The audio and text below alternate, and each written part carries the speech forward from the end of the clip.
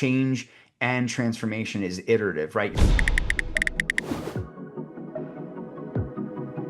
The humans and people are the make or break in any transformation, right? The tech is only as good as the people using it. The tech is only as good as the data that's fed into it. HR transformation is a human transformation, right? It's asking people to evolve and change, and that becomes uncomfortable. That becomes scary. It's really about just making it a human decision, right? And helping people be more effective, be more successful with what you're rolling out. I have personally seen many organizations who try to go at transformation absent a change management underpinning.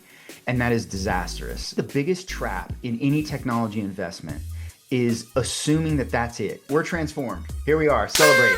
Transformation is not a destination. It's not a finish line to cross, right? It's a continuous lifestyle. Change and transformation is iterative, right? You should always be iterating to get better around that technology.